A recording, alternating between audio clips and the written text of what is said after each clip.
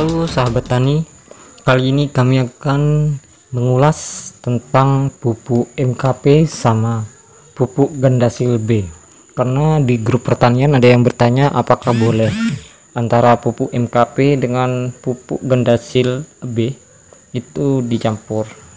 Jadi kalau menurut saya itu boleh-boleh saja asalkan kita mengetahui dosis masing-masing ya.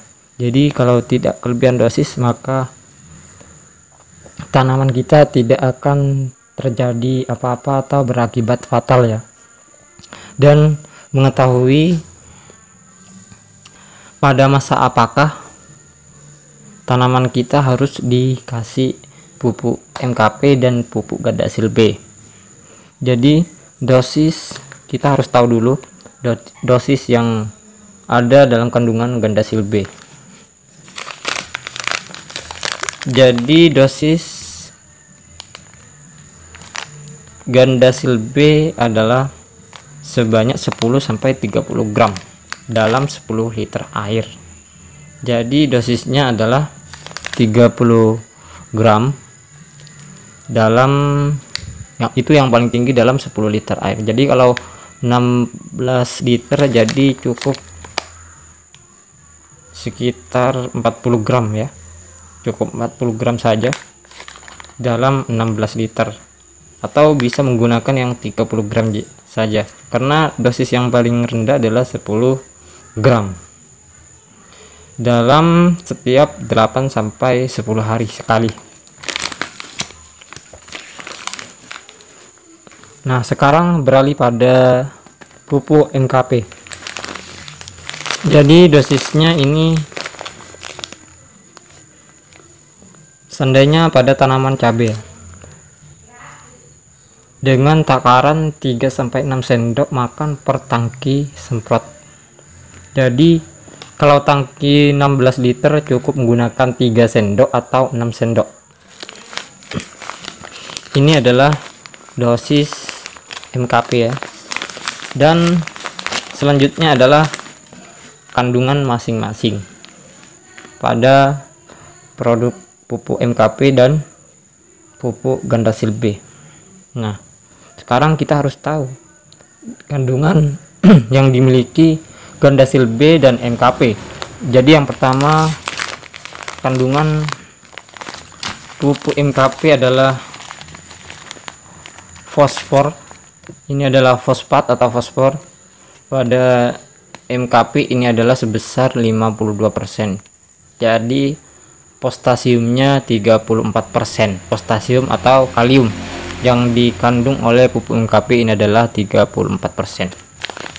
Jadi kaliumnya cukup besar, tapi lebih besar dari fosfat.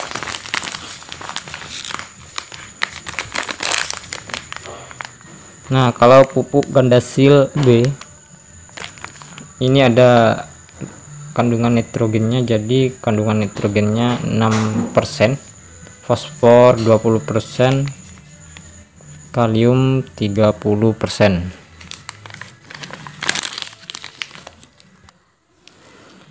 Dan juga dilengkapi dengan unsur-unsur magnesium, mangan, boron, tembaga, kobalt dan zinc serta vitamin-vitamin untuk pertumbuhan. Jadi ini juga dilengkapi dengan pupuk mikro ya pada dalam kandungan Gandasil B.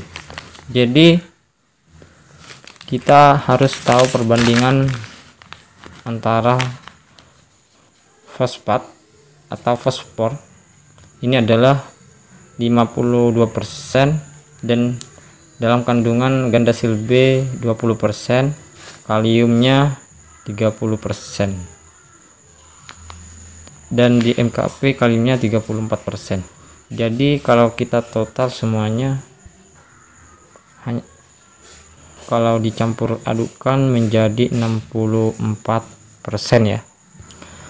Fosfor pada Gandasil B hanya 20% dan pada pupuk MKP 52%. Jadi sangatlah tinggi pada pupuk MKP, kalau di total sekitar 72%.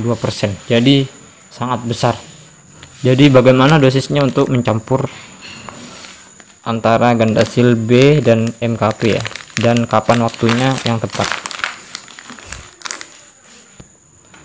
Dosis yang saya gunakan untuk pencampuran antara Gandasil B dan MKP ini, saya menggunakan Gandasil B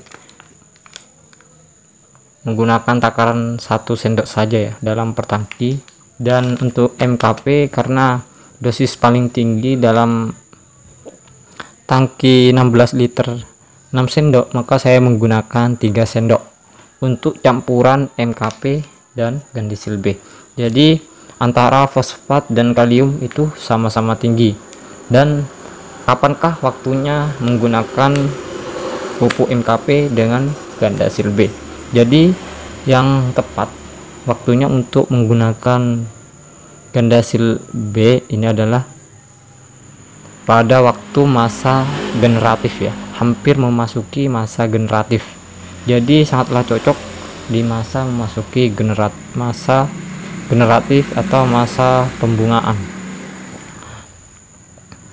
karena pupuk MKP dengan Gandasil B ini fungsinya pada bunga, batang, dan buah, agar batang menjadi kokoh, buah menjadi lebat, bunga tidak mudah rontok.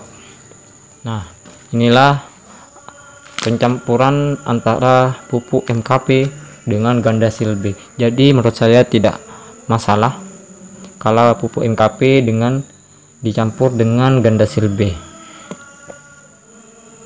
Mungkin cuma ini ulasan dari saya pribadi.